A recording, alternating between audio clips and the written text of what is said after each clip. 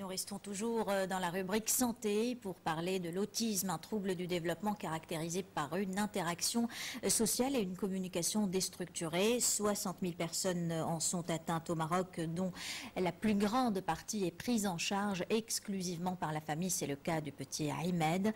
11 ans, sa maladie n'a été diagnostiquée qu'à l'âge de 8 ans, ce qui a compliqué son traitement, en tout cas l'amélioration de son état de santé, car la maladie est incurable. Ilham Brada, Mohamed Belkouri.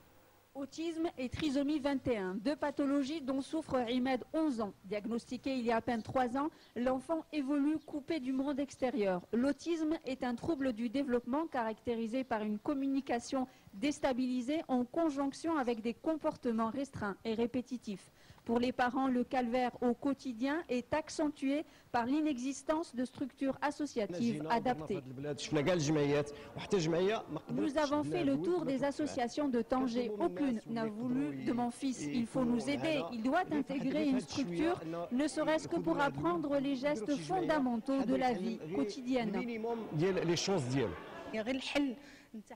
Une solution doit bien exister. Où ira cet enfant? Pour le moment, son père et moi sommes là pour lui. Mais après, quand on ne sera plus là, deviendra-t-il un mendiant? Comme l'Esmahi, de nombreuses familles se retrouvent le temps d'une rencontre à l'Institut Pasteur. Leur participation est entière à une caravane de sensibilisation organisée par l'association Vaincre l'autisme. Après Tanger, cette campagne s'étendra à Oujda-Fès et Casablanca. Le diagnostic précoce reste au cœur du débat. Aujourd'hui, nous avons fait un premier partenariat avec l'Institut Pasteur de Casablanca pour lancer la première étude génétique sur l'autisme qui va permettre de dépister précocement l'autisme, Inch'Allah.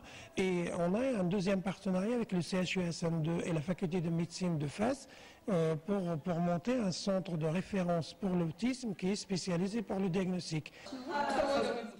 À l'échelle de la planète, un enfant sur 100 vit dans le monde du silence. Selon l'association Vaincre l'autisme, elles sont plus de 340 000 personnes, parmi lesquelles plus de 100 000 enfants.